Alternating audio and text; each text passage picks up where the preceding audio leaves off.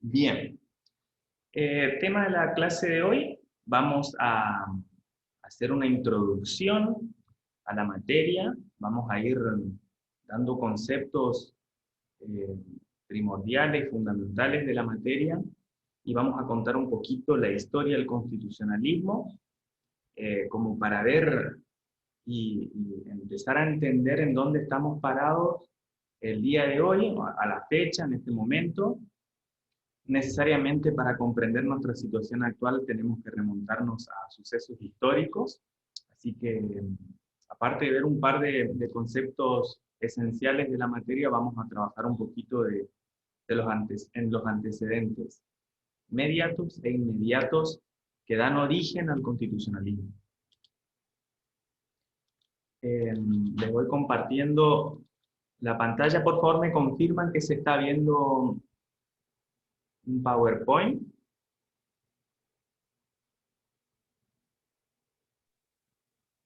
Sí, se ve. ¿Se ve? Sí, se ve. ¿Listo? Sí, profe. Sí, profe.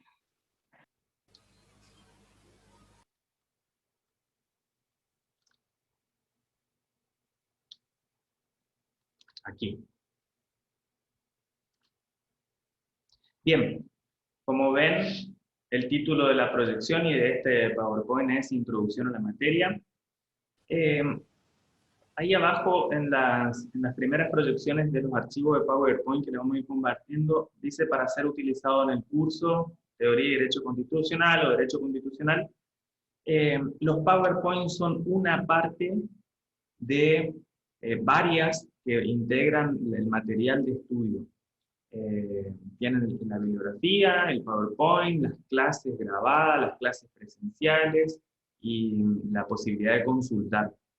Valga esta aclaración porque no queremos que se queden con solo el contenido escueto, resumido y simplificado de los PowerPoint. Así que bueno, hecha esa aclaración, lo que vamos a ver en la clase de hoy, como le decía, en definitiva, vamos a tratar de responder la pregunta de ¿qué es el derecho constitucional? En resumen, ¿qué vamos a estudiar durante toda esta materia? Para ello vamos a desandar dos conceptos fundamentales que nos van a regir durante toda la materia, que son la teoría y la ciencia constitucional. Dos partes que integran el derecho constitucional y que tenemos que comprender cómo funcionan a los fines de ir comprendiendo a esta rama del derecho o a lo que denominamos derecho constitucional. El constitucionalismo, el derecho constitucional, las constituciones surgen, el constitucionalismo en particular es un proceso histórico-político que vamos a contar cómo se fue produciendo a lo largo de la historia, como para ir entendiendo nuestro cuadro de situación actual. Entonces, también vamos a buscar responder en esta clase, es cómo surge el constitucionalismo, cómo surge el derecho constitucional, cómo surgen estados regidos por normas que van a tener el carácter de supremo, escritas, codificadas, etcétera, etcétera. ¿Sí? Vamos a salir de la voluntad de unos o unos pocos, o unos cuantos, a buscar que los estados se rijan por normas que van a tener el carácter de supremas, van a ser escritas, van a ser conocidas por todos, y en esas normas lo que va a estar, lo que van a contener esas normas es buscar reflejar la voluntad de un pueblo, ¿sí? Un pueblo determinado. Así que bueno, estas preguntas son las que vamos a tratar de responder, o vamos a ir respondiendo a lo largo de esta clase. La primera definición que vamos a dar de derecho constitucional es que es un conjunto de normas jurídicas de competencias supremas que organizan el poder en el Estado. Enrique Casabueno, ¿te escuchamos? Profe, Sí. perdón. Disculpe, profe, pero creo que solamente se ve la carpeta, no se ve el PowerPoint. ¿Cómo? Solamente se ve la carpeta de los archivos, no se está viendo el PowerPoint. ¿Todos les pasa lo mismo? Sí, profesor. Sí, profesor. Bueno, Sí, profesor. Sí, profesor. tranquilos, ya voy solucionando. Les pregunté por eso porque suelen...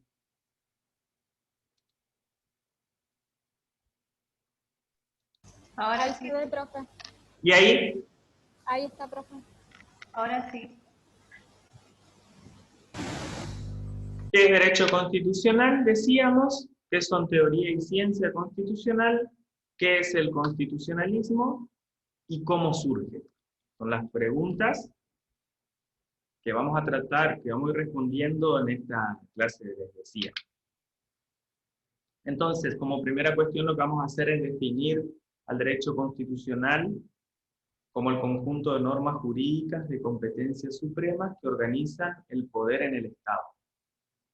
Quiroga Lavie en su concepto agrega que son elaboradas por el constituyente.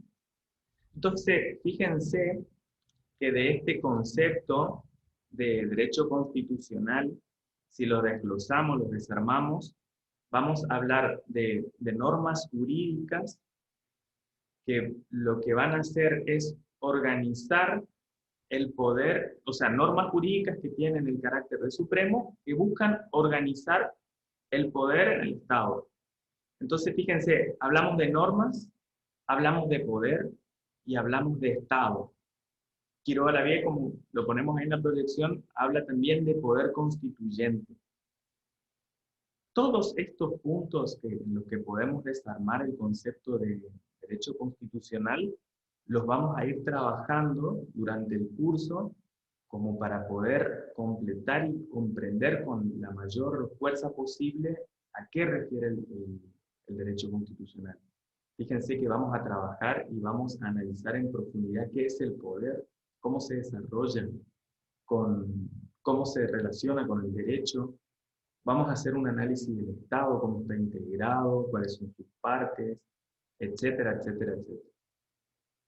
Pero como para una primera, y ni hablar poder constituyente es toda una unidad, que se den una idea. Poder es unidad 2, también hablamos de Estado en unidad 2, y poder constituyente en particular lo analizamos en la unidad número 3. ¿Sí? Pero bueno, como una primera aproximación, entonces lo que vamos a decir que el derecho constitucional va a estar integrado por varias normas. Estas normas van a dividir el poder, van a establecer competencias, van a también reconocer derechos, van a tener el carácter de supremo, es decir, que van a ser las normas de mayor jerarquía dentro de un ordenamiento jurídico, y lo que van a buscar es organizar el poder, es decir, dividirlo, controlarlo, que haya garantías contra el poder, ¿sí? Y lo que va a hacer también en definitiva el derecho constitucional, es decir, el derecho que constituye, es en resumen darle forma al Estado. El Estado se va a caracterizar, entre otras cosas, por lo que determine su constitución. ¿Sí? Lo que determine, no solo la constitución, perdón, sino que lo que determinen sus normas constitucionales. ¿Sí? Le van a dar forma al Estado. Derecho constitucional viene de constituir. Constituir, que seguimos, están dando la palabra, es dar forma. Así que, en resumen, lo que va a hacer el derecho constitucional es dar forma, organizar el Estado.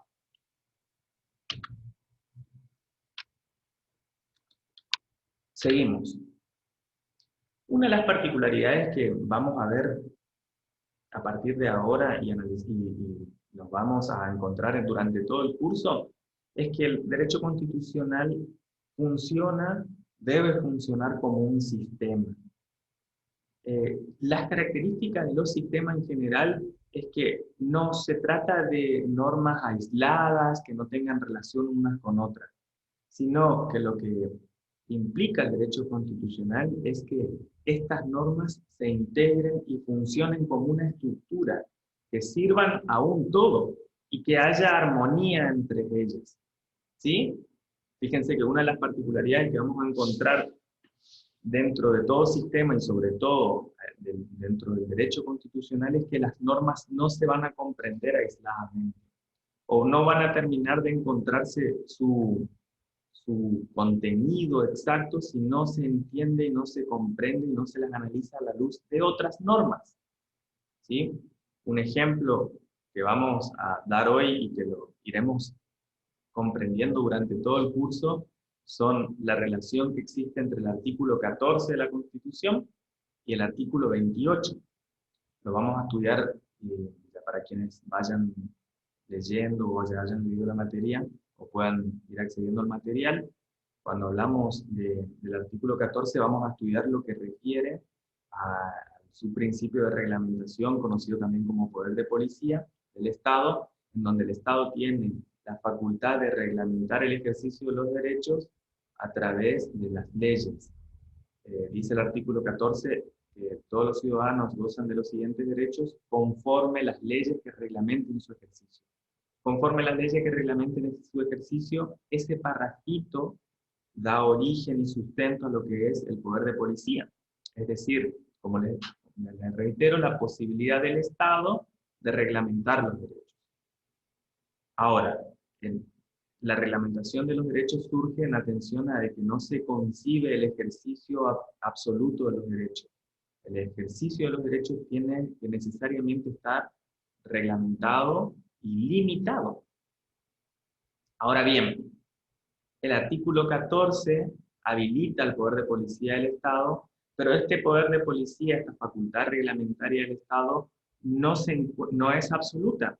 A su vez, estando limitada por la norma, por el contenido de la norma del artículo 28, que establece que no pueden realizarse reglamentaciones irrazonables. Su principio de razonabilidad. Es decir, aquellas limitaciones que el Estado realice de los derechos a través de las leyes, no puede ser de una manera tal que afecte el derecho que lo haga de imposible cumplimiento. ¿Sí? Entonces lo que vemos en este juego del artículo 14 y el 28 es como dos normas se complementan para darle sentido al derecho constitucional y que funcione adecuadamente y que funcione como un sistema. ¿Sí? Dijimos que son de competencia, como ya dijimos, habilitan a sus destinatarios, los órganos los ciudadanos, los órganos públicos los ciudadanos. Vamos a ver durante el curso que los funcionarios tienen todas las facultades que se les concede y los ciudadanos pueden realizar todas las acciones mientras no se les sea prohibida realizar. ¿Sí? Pueden realizar todo lo que quieran, excepto lo que está expresamente prohibido. Por eso decimos que es contrario, es a la inversa de lo que sucede con los funcionarios públicos. Y como ya dijimos, pero volvemos a repetir, también decimos que son supremas, van a ser las normas de máxima jerarquía dentro del ordenamiento jurídico, y como vamos a estudiar en una de las unidades, que es la unidad 4, lo que vamos a ver es que esto va a traer una serie de implicancias. Las que vamos a destacar hoy es que le van a dar unidad y validez a todo el ordenamiento jurídico. Toda norma que se contradiga con la Constitución o con los tratados que tienen jerarquía constitucional o con las leyes constitucionales van a ser declaradas inconstitucionales e inaplicadas. Y en su caso, derogadas. Pero lo que va a hacer entonces la supremacía es que todas aquellas normas de menor jerarquía que contradigan a estas normas supremas van a ser apartadas del ordenamiento jurídico. Y fíjense que esto lo que va a hacer es redundar y hacer efectivo que funcione como un sistema. Porque si hubiera normas que contradigan lo que dice la Constitución, se rompe la función del sistema porque no podría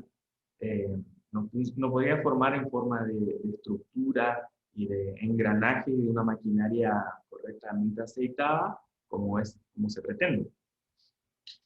Así que bueno, ese tema en particular lo vamos a ver cuando toquemos los temas supremacía y control de constitución.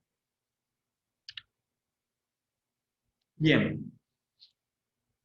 Hecha esta primera observación y análisis de lo que es el derecho constitucional, vamos a tratar y a conceptualizar dos grandes campos que tiene el derecho constitucional, que son la teoría constitucional y la ciencia constitucional.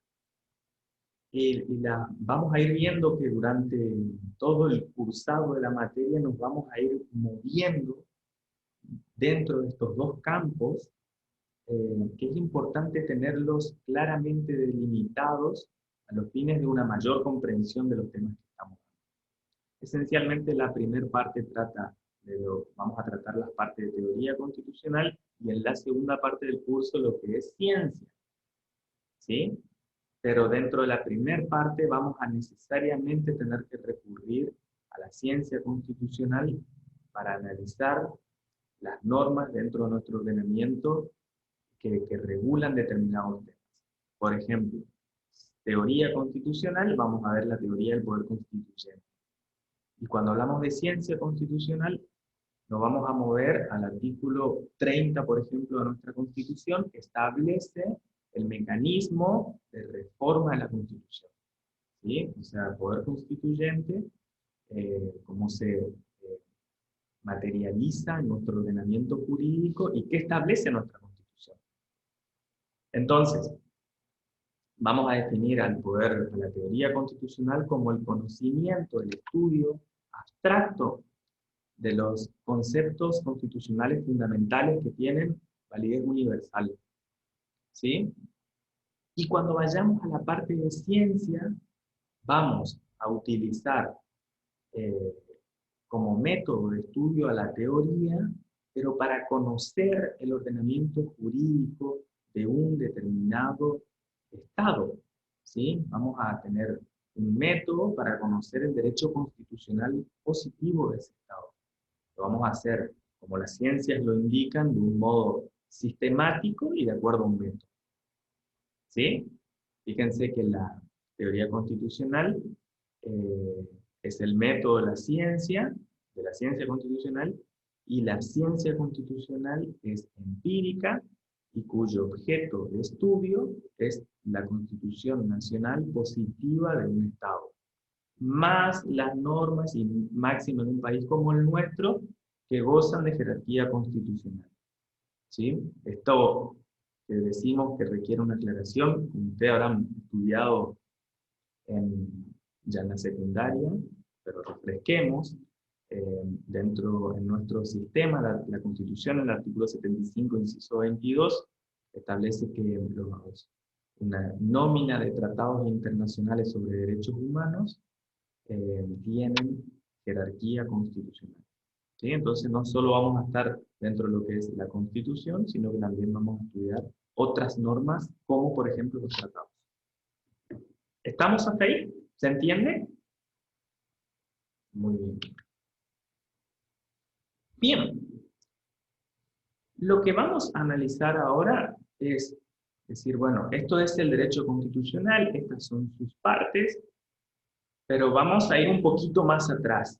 Vamos a pensar en cómo surge, cuál fue el proceso, cuáles fueron los hechos históricos, políticos que dieron origen al constitucionalismo. Y lo vamos a dividir en dos, que son los antecedentes mediatos y los inmediatos. Dentro de los antecedentes mediatos se podrían destacar otros ejemplos que se dieron a lo largo de la historia, pero destacamos en particular tres. Destacamos al pueblo hebreo, al pueblo griego, a Grecia, peninsular, y a Roma, al Imperio Romano, a la civilización romana. Recuerden que hasta el programa de estudio del plan de abogacía,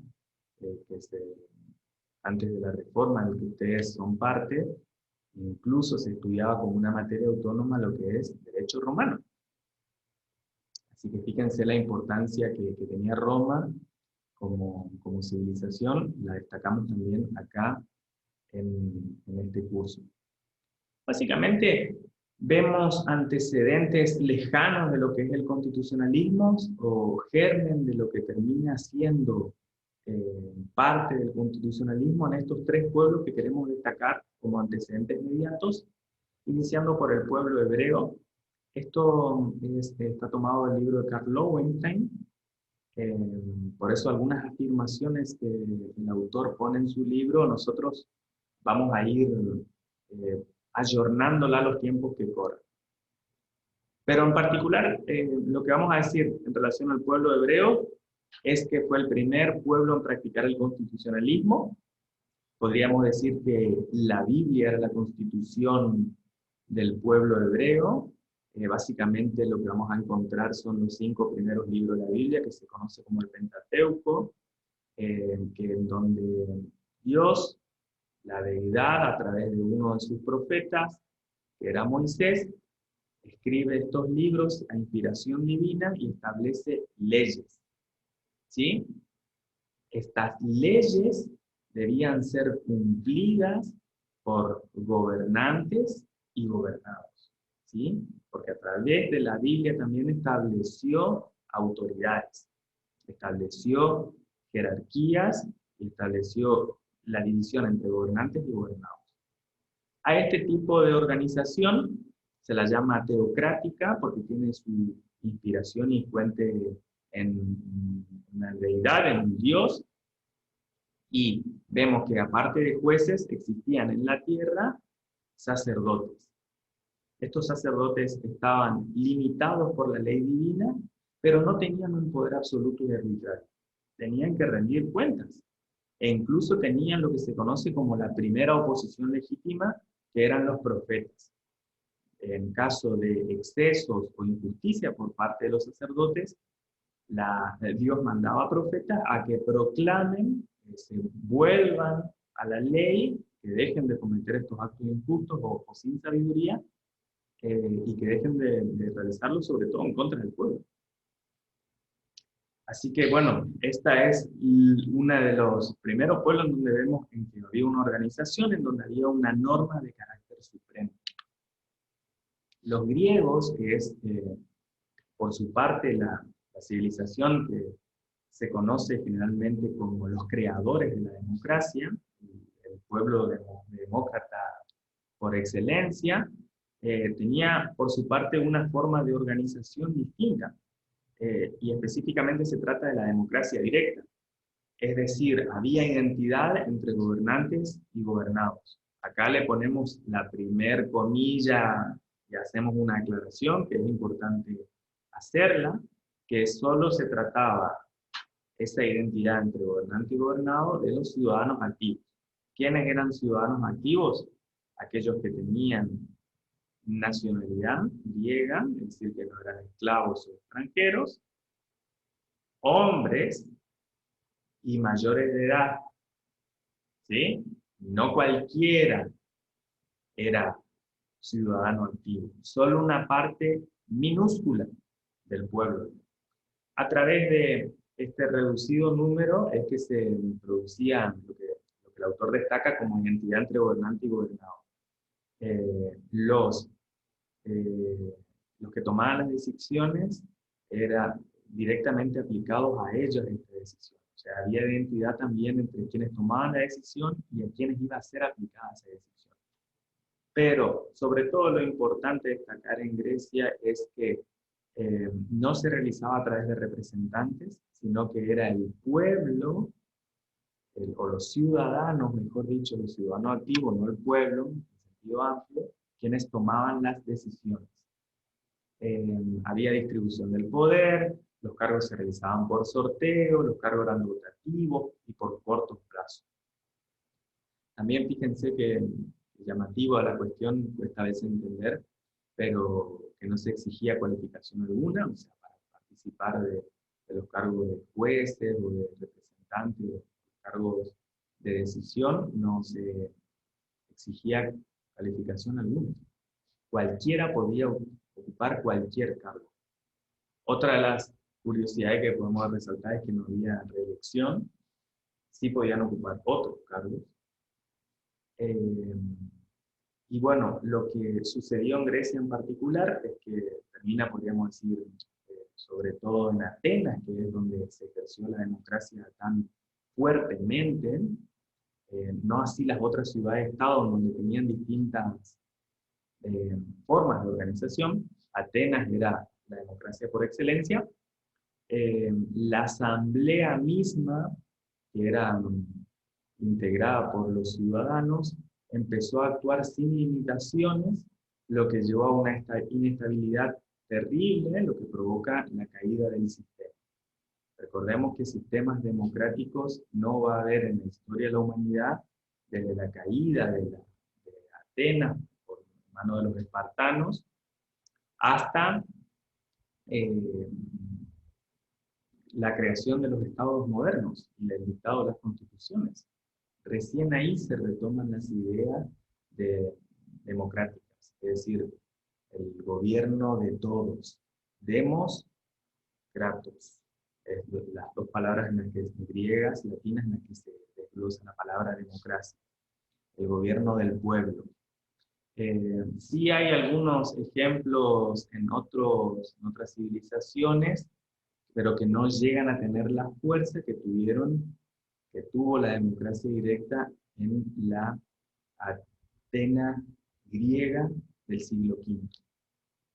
Bien, y por último, otro de los ejemplos que podemos destacar a nivel histórico de constitucionalismo es en la civilización romana, que si bien tuvo varias etapas, que son la monarquía, la república, el imperio, etc., la parte de república es lo que me interesa destacar, en donde existían normas que dividían el poder, establecían sistemas de control entre los poderes, se accedía a los cargos rotativamente, se elegían, había comicios en donde los ciudadanos elegían a sus representantes. Entonces ya vemos que no se trata de una democracia directa, sino que empieza a tomar fuerza la idea de la democracia representativa, de que se delega atribuciones en un grupo determinado de personas a los fines de que tome decisiones, ante la imposibilidad de que, por una cuestión cuantitativa, sobre todo, se pueda tomar las decisiones directamente por el pueblo. Bueno, el pueblo romano, la civilización romana, como ustedes saben, después de la República llega el Imperio, previo al cesarismo, en donde una figura excepcional, como era el dictador, para superar emergencias, fue tornándose en la regla y dejó de ser la excepción, deriva en el cesarismo y con posterioridad en lo que es el Imperio Romano, donde desaparecen todos estos caracteres que fuimos destacando, que son la división de poderes, los sistemas de control, la rotación, los comicios, etc. Pero bueno, vemos cómo antecedentes más lejanos en el tiempo del constitucionalismo son estos tres casos. Ideas que van tomando forma y que van a concretarse en lo que es el constitucionalismo y que toman forma definitiva con las tres grandes revoluciones que vamos a estudiar, que son la Revolución Inglesa, la norteamericana y la francesa. En esta proyección, lo que busco destacar esto es más bien propio de la unidad 2, en donde dentro de lo que es el material de estudio que les proporcionamos, van a encontrar específicamente la explicación de esta proyección, pero me interesa destacarla acá como para que se comprenda que entre los antecedentes mediatos e inmediatos hay una serie de años donde sucedieron hechos, pero que interesa destacar que previo a la revolución, o contemporáneamente a las revoluciones, se produce, para que se produzca el nacimiento del constitucionalismo, el nacimiento de los estados modernos, que se caracterizan por ya ir separando las cuestiones religiosas de las estatales, se separan los gastos públicos y los privados, es decir, el bolsillo del rey iba a empezar a ser distinto al tesoro del Estado. los medios de autoridad de administración privados pasan a ser públicos, los funcionarios empiezan a ser designados por su especialidad en distintas áreas, las tropas feudales, es decir, los grupos separados que dependían del señor feudal, pasan a ser ejércitos permanentes de los estados, y también se produce la codificación y la burocratización de la función de aplicar y ejercitar el derecho. En resumen, aparecen la figura de los jueces, ¿sí? Aparecen las normas codificadas y todos los procesos para aplicarlos, y funcionarios específicos aplicando y cumpliendo la función de aplicar y ejercitar el derecho, ¿sí? En resumen, los jueces. Todos estos supuestos son caracteres que tienen los estados modernos. Nacen con la monarquía absoluta, ¿sí? Cuyo máximo exponente, como ustedes sabrán, es Luis XIV, el Rey Sol, que decía: el Estado soy yo, ¿sí? Y empieza a producirse hechos históricos que vamos a estudiar ahora como antecedente inmediato, que terminan produciendo el nacimiento de lo que nosotros vamos a llamar el derecho constitucional, ¿sí? Estos hechos son básicamente la Revolución Inglesa. No se da un hecho en particular, sino que son varios hechos a lo largo de varios años, pero inicia en 1688, Revolución Norteamericana, que sí hay una cuestión de revolución en el sentido propiamente dicho, de separarse las colonias de América de la corona inglesa, y la Revolución Francesa, en donde un levantamiento popular termina destronando y descalzando literalmente a la figura del monarca. Vamos a destacar las particularidades que tiene cada una de estas revoluciones, lo que conocemos como revoluciones, y vamos a ver que la Revolución Inglesa se caracteriza por el dictado de normas, como por ejemplo la Bill of Rights de 1689, la Habeas Corpus Act de 1679, leyes también que producen la abolición de la esclavitud, petición de derechos, libertad de imprenta. Pero todas estas leyes y estos derechos que se le iban reconociendo a los ciudadanos ingleses tenían la particularidad de que provenían del rey o del parlamento, eran concesiones que el rey hacía hacia los ciudadanos, no a todos, solamente a aquellos que tenían la característica, la cualidad de ser ciudadanos. Como les digo, provenían del rey. Y por otro lado, son leyes aisladas. En resumen, no se dicta una constitución, no hay un cuerpo codificado y armónico y que funcione como un sistema, como si va a suceder en los otros movimientos revolucionarios. Específicamente, el nacimiento de las constituciones codificadas surge de la Revolución Norteamericana, que tiene como particularidad que se reconocen íntegramente los derechos a todas las personas, a todos los hombres, específicamente, para hablar con propiedad de la época, eran los hombres, en su calidad de tal. Mayor derecho tenían los hombres, más derechos naturales, digamos. Pero acá lo que cambia básicamente es que ya no se trata de solo los ciudadanos, sino que se va a ver un reconocimiento integral y genérico.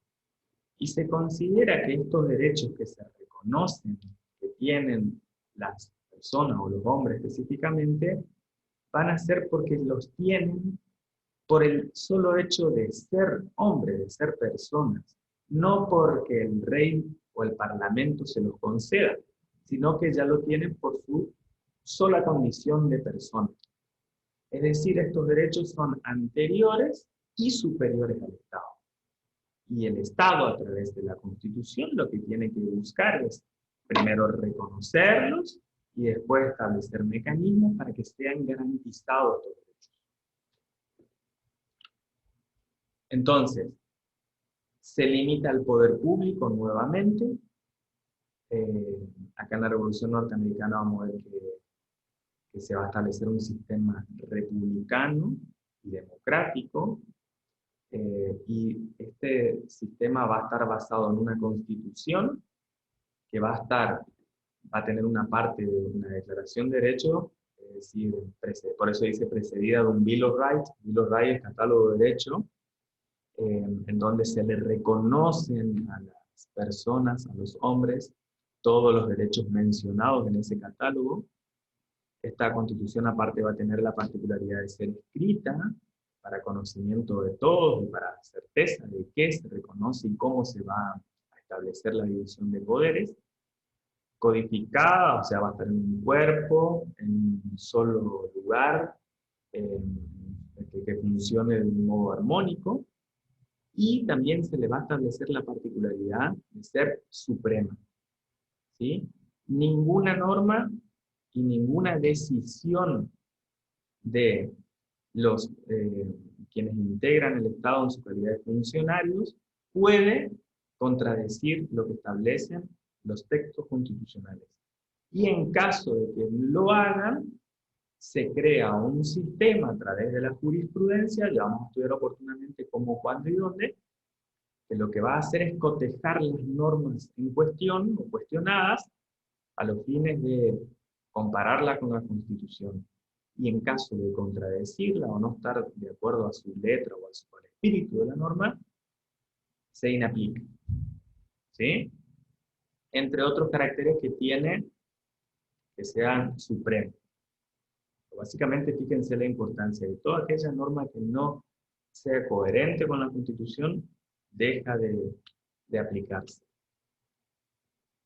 La primera Constitución con estos parámetros que se dicta, que se declara, que se establece, es la Constitución del Estado de Virginia, en 1776, y está formulada iniciada por los representantes del pueblo, o sea que era el pueblo a través de sus representantes quien tomaba la decisión, no del rey, no a través de otro órgano como el Parlamento. Establecía que los derechos que declaraba pertenecen a ella y a su posteridad como base y fundamento del gobierno. Fíjense, establece que todos los hombres son por su naturaleza igualmente libres e independientes. Fíjense que tamaña proclama las implicancias que va a tener, es decir, el Estado no concede derechos, ¿sí? Y sobre todo cuando se trata, o específicamente cuando se trata de los derechos que el hombre tiene por su calidad de hombre, de persona, ¿sí? Que lo que el Estado tiene que hacer es reconocerlos y garantizarlos. Se reconoce el derecho al sufragio, el principio de legalidad. Esos son ejemplos de derechos o principios que establece la Constitución de Virginia. Las elecciones libres, o sea, establece comicios, ¿no?, para elegir a los representantes. Una democracia representativa, en resumen, en una república. Distinguimos democracia y república porque, recordemos, en Europa, en Inglaterra, como después sucedió en Francia, toma su propio canal. Perdón, ¿quién es Galaxy?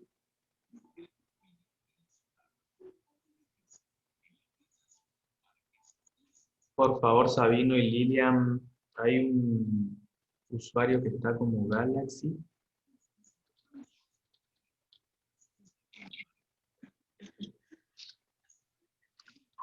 Hagamos una pausa. Como les decía, entonces, en Europa toma canales distintos y se va a tratar de, no de república.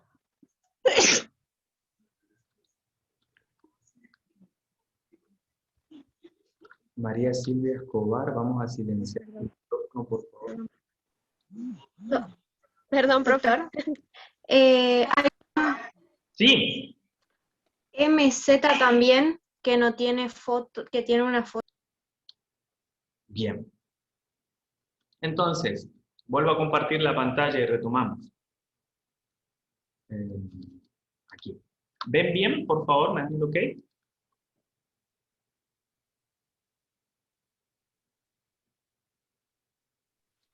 Sí, profe. Buenísimo. Ahí se ve, profe. Bueno, en Estados Unidos cerramos la historia contando que se produce la Declaración de Independencia y con posterioridad el dictado de la Constitución Federal. Sí, Sixto Rivero. ¿Qué surgió ahí? Te escuchamos.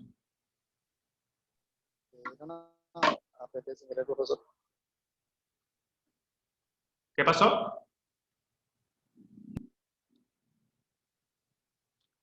Bien. Pregunte nomás, Sixto, no hay problema. Bien, entonces, otro de los grandes hitos que da nacimiento a este proceso que es el constitucionalismo es la Revolución Francesa, y las particularidades que va a tener la Revolución Francesa es que eh, intervienen acá eh, pensadores, filósofos, ideas que dan vuelta en Europa y también las de América, es decir, pensadores como Montesquieu, como Sieyès, como Rousseau, Voltaire, más también la inspiración norteamericana, eh, como Sir Hamilton, Jefferson, Madison, eh, van dándole fundamentación filosófica y racional al constitucionalismo y a los derechos del hombre y del ciudadano. ¿Sí? Se termina de darle el sentido, la fundamentación y la fuerza a través de la teoría y de la práctica efectiva de lo que son el constitucionalismo en sí y los derechos que tiene que proteger este nuevo sistema, que son específicamente los que se denominan de derechos del hombre y del ciudadano. Título que en la actualidad deberíamos ayornar, pero que en la época era así. Se le da entonces a estos principios un significado ideológico, el contenido moral y social, y cuya máxima expresión es la Declaración de los Derechos del Hombre y del Ciudadano, en donde se ven plasmadas estas ideas. Es el pueblo mismo el que reacciona. En Francia en particular era insostenible la situación social, una monarquía que vivía ostentosamente en los palacios y un pueblo empobrecido y que pasaba mucho hambre, y las ideas revolucionarias que estaban dando vuelta fueron un caldo de cultivo como para que se produzca esta revolución, caracterizada por la violencia también. Se empieza a utilizar o se utiliza de un modo frenético la guillotina.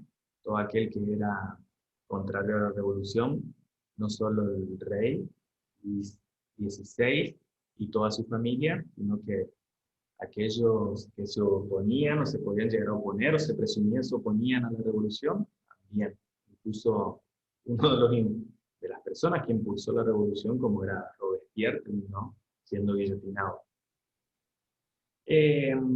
Destaco ya en esta parte muy importante para nosotros la doctrina Lavater-Sieyès, que da origen al poder constituyente, en donde él desarrolla toda una doctrina que la vamos a ver más adelante, pero ya la destacamos ahora, en donde considera que las personas tienen derechos innatos que son anteriores al Estado, que las personas eligen sus representantes, que integra el poder constituyente.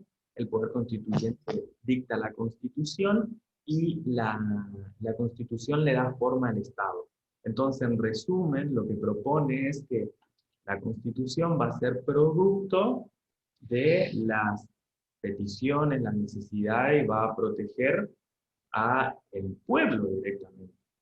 ¿Sí? Lo desandamos con mayor fuerza en la unidad 3. Pero fíjense cómo ya se trata de otra concepción, otra lógica, otra filosofía muy distinta a donde iniciamos, que era la Revolución Inglesa. Destaco en esta proyección, solo a título ejemplificativo, algunos párrafos de la Declaración de los Derechos del Hombre y Ciudadano, que fíjense cómo establecen que los hombres nacen y permanecen libres e iguales. Las distinciones sociales no pueden estar enfundadas sino sobre la utilidad común. La soberanía reside en la nación. La libertad consiste en poder hacer todo lo que no perjudica a otro. Y fíjense, uno de los párrafos más poderosos, producto de, creo que era Montesquieu, decía que toda sociedad en la cual la garantía de los derechos no esté asegurada ni la separación de los poderes determinada, directamente no tiene constitución. Es decir, una constitución, para ser tal, tiene que garantizar los derechos y dividir el poder. ¿Sí? De ahí surge la clásica tripartición de legislativo, ejecutivo y judicial, es producto de estas primeras constituciones. ¿Sí? ¿Preguntas? ¿Hasta ahí? ¿Se entendió? Sí, profe. Bien. Sí, profe.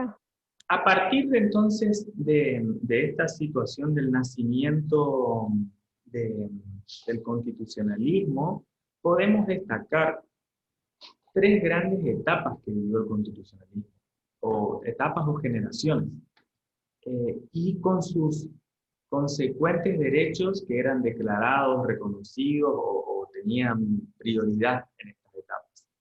Entonces, en la primera generación de derechos se priorizaba la libertad, el Estado liberal, un Estado abstencionista, un Estado gendarme que solo tenía que intervenir en determinados supuestos. El lema era dejar hacer, dejar pasar, y el Estado tendría que buscar garantizar los derechos y dejar librado a la libertad, a la equidad, a la igualdad y a la fraternidad las relaciones entre los particulares. Básicamente en esta etapa se reconocen derechos fundamentales como el derecho a la vida, al honor, la libertad, pero también otros derechos que eran de sumo interés para los ciudadanos de la época o para una determinada parte de la ciudadanía, como ser el gran tema del derecho de la propiedad. Lo que se buscaban es proteger también con la mayor fuerza posible la intromisión, no solo de otros, sino también del Estado mismo en lo que es el derecho de propiedad. Y no solamente quedarnos con el derecho de propiedad de tener un terreno de 10 por 30 y hacer una casa, sino que va mucho más allá, hace referencia a propiedad en un sentido amplio, lo que refiere a los medios de producción, a las empresas, a las tierras productivas, etcétera, etcétera. ¿Sí? Entonces no era una cuestión menor este tema de la propiedad privada, que era la gran vedette en esta primera generación. En la segunda generación, echado a andar el constitucionalismo, se advierte que ni todos los hombres eran iguales, por ende no podían ser libres y menos fraternos. Las desigualdades entre las distintas personas y los habitantes de los estados lleva a que se produzcan injusticias que llevan a la creación de derechos en los que el Estado deba intervenir de un modo más activo. Es decir, dejar de ser solo un espectador para intervenir efectivamente entre las relaciones de los particulares a los fines de buscar proteger a las partes más débiles. Por ejemplo, en relación, la gran cuestión que se suscitaba era entre los dueños de los medios de producción, como ser fábricas, por ejemplo, y aquellos que solamente tenían para ofrecer al mercado de trabajo su mano de obra. Entonces, por una ley del mercado, a mayor cantidad de oferta de mano de obra y poca demanda, bajaban los precios. y se llegaron a establecer situaciones de injusticia extrema en donde ni con el trabajo de toda una familia se lograba reunir el dinero necesario para sobrevivir, ¿sí?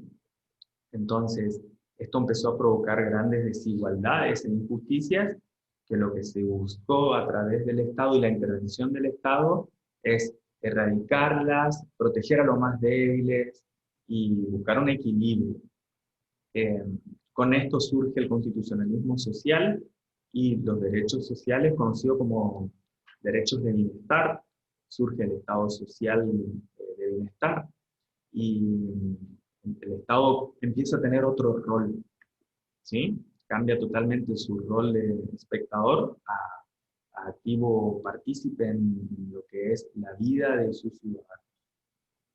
Y también vamos a destacar una tercera generación que se produce ya en los últimos tiempos del constitucionalismo, en donde hay una intervención en temas que antes no eran materia de preocupación, como ser los usuarios y consumidores, un gran tema que se vio reflejado en la reforma del 94 en nuestro sistema, y también la gran preocupación de la humanidad en los últimos tiempos, o la que debería ser la gran preocupación de la humanidad, que es las cuestiones ambientales, la protección del ambiente.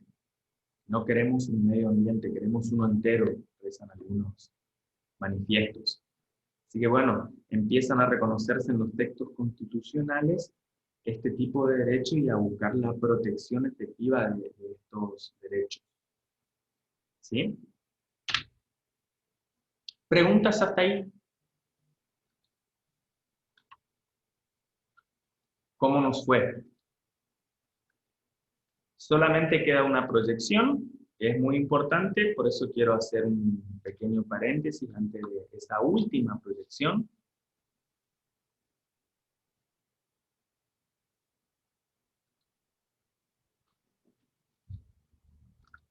¿Cómo nos fue Prieto, Villalba, Malvina Ramírez, Norma, por decir algunos, cualquiera puede preguntar?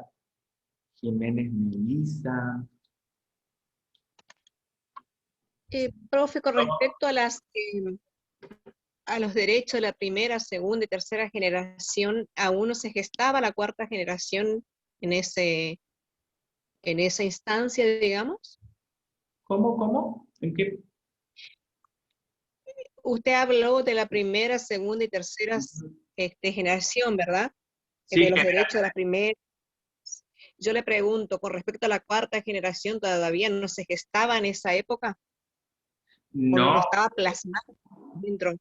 Cuarta generación de derechos o tercera generación de derechos es una cuestión de clasificación nomás. Esta primera, segunda y tercera, como yo lo planteé en la proyección, es abarcativo de todo el proceso histórico hasta la actualidad.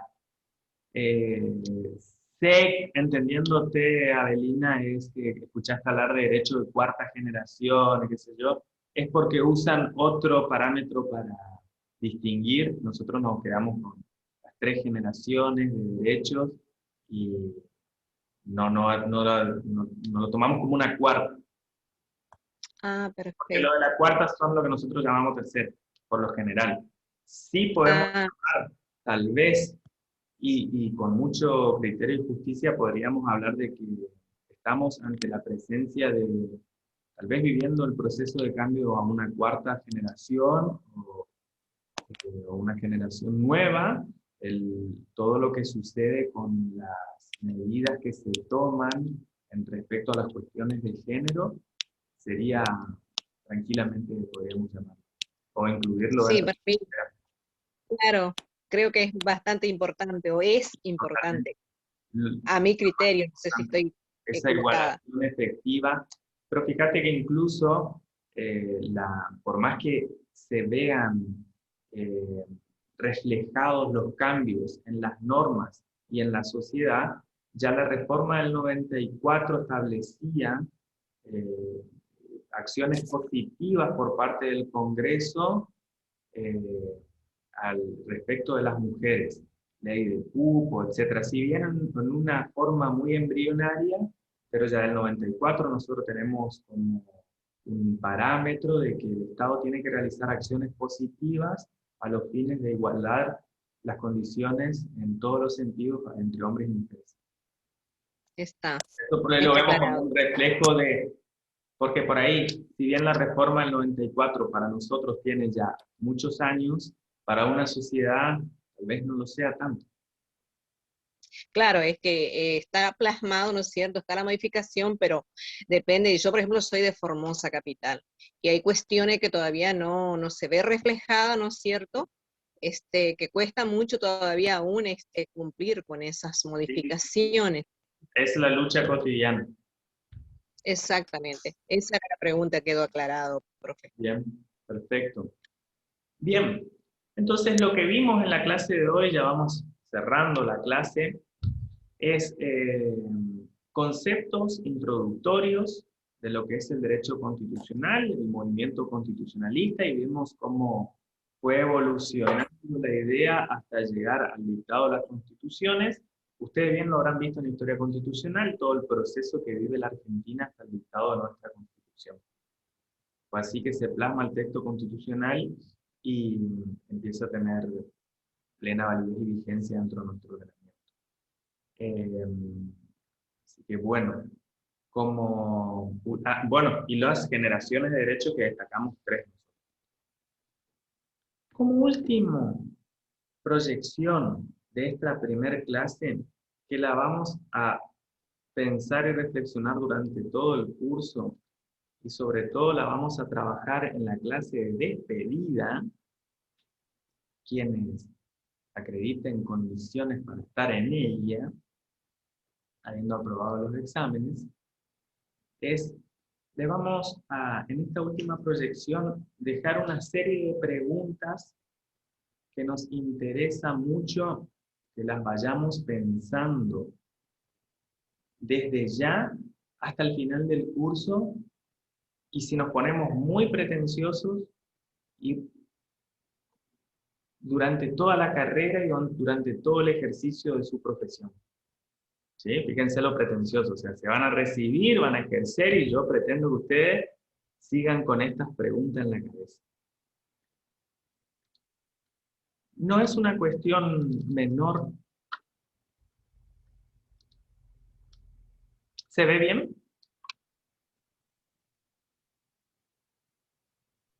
¿Se ve bien? Ahí, doctor, ahí sí se ve. Perfecto.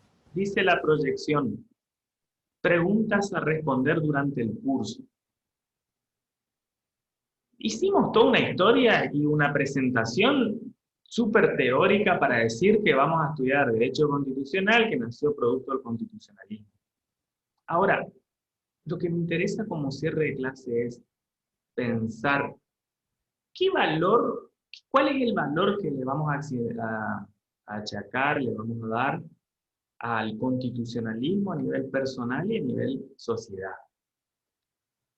No digo qué es el constitucionalismo, sino que digo cuál es el valor que tiene, o que se le da, o que le debemos dar. ¿Cuál es el valor de un sistema democrático? ¿Cuál es el valor de los derechos humanos? Vimos que se reconocieron, que son producto de lucha, que son producto de ríos de sangre que corrieron a los fines de que sean reconocidos, establecidos y protegidos a nivel constitucional. También un poco pretencioso, pero lo que me gustaría es que pensemos cómo relacionamos democracia y derechos humanos. ¿Podemos concebir una sin la otra? En eso de la democracia, el doctor Roberto Gargarella define a democracia con dos caracteres esenciales: lo que es debate e inclusión. Para él, democracia la resumiría en dos palabras: que haya debate de verdad, y que haya inclusión, no dejar afuera a nadie. Eso es democracia. Fíjense que para los griegos, democracia era intervenir en los asuntos del Estado. Fíjense cómo fue mutando este concepto como para llegar a hoy a tener esta noción de democracia. Y en eso, preguntarnos, ¿quiénes son los otros? ¿Quién es el otro dentro de lo que es un sistema democrático? Y, retomando lo que le decía el doctor Roberto Vargarela, ¿qué es debatir en resumen? ¿Y cuál es la importancia en un sistema democrático o en una sociedad? Debatir los temas que hacen a su cotidiano devenir, a sus problemas más comunes, más sencillos, a los más complejos. Hay un filósofo de nombre Jacques Derrida que él dice, definía o tenía una frase que decía que la democracia está siempre por venir. O sea que tenemos democracia hasta un punto nomás actualmente. Porque él hacía una comparación a la democracia como un faro de luz que alumbra un determinado sector y alumbra determinadas cosas. Entonces dice, así como hay cosas iluminadas como protección de derechos de determinados grupos, sectores o personas, hay otras que están quedando afuera. Y que esas son las luchas que tenemos que dar en un sistema democrático a los fines de echar luz sobre esas cuestiones que estamos dejando afuera. Entonces, fíjense que es muy sencillo con este repaso histórico que hicimos y respetando un montón de cuestiones que se dieron durante la historia de la humanidad, pensar que cómo se fueron superando determinados problemas y al día de hoy decir cómo puede ser que haya habido sistemas o estados en donde lo que importaba era la voluntad de una persona o de un grupo de personas. Francia, por ejemplo, en donde la opulencia de la corte era terrible y la gente se estaba muriendo de hambre en las calles. Y decir, es insostenible, es injusto, es increíble, ¿cómo podían existir? Y con aire fresco no podemos llegar a reclamar sistemas como la monarquía francesa o como sistemas penales de otras épocas donde los procesos se hacían sin ninguna garantía y la pena de muerte era la que más se utilizaba, etcétera, etcétera. Pero me interesa que con la misma intensidad y preocupación pensemos durante todo el curso, la carrera y la vida, cuáles son esos temas, esas luchas que tenemos que dar hoy en día. ¿Cuáles son esos temas que acá a 100 años la gente se va a avergonzar que suceda en nuestro sistema democrático? Pensarlos, trabajarlos y empezar a direccionar el estudio de ustedes recién iniciados estudiantes de abogacía en esos pensamientos, poner un poco en los pensamientos. No quiero ocultar mi preocupación en nuestro sistema democrático en Argentina, en donde hemos vivido y vivimos constantemente situaciones que exceden largamente lo que nuestro sistema democrático pretende y nuestro sistema constitucional establece. O sea, por cosas muy tontas o muy graves como la pandemia, pero lo primero que se hace es olvidar de la Constitución, olvidar el sistema democrático, y tenemos gobernantes que empezaron a tomar, gobernantes de todos los niveles, presidentes, senadores, diputados, gobernadores, jefes de fuerzas policiales, que tomaron decisiones que van muy en contra de los derechos esenciales de las personas y muy en contra de nuestro sistema democrático, en resumen. Así que bueno, esta proyección última que cierra esta clase de hoy, que tuvo también una impronta muy histórica, la traemos al día de hoy y buscamos en nuestra vida, en nuestra cotidianidad, buscar dar un poco, darle unas respuestas. Esa es la pretensión extra oficial del curso, ¿sí? No solo que aprendan el contenido de la materia, sino que también pensemos un poco más con criterios de democracia, de respeto a los otros, de respeto a los derechos de los demás, a los propios, y el debate como la gran herramienta para no dejar afuera a nadie. ¿Preguntas?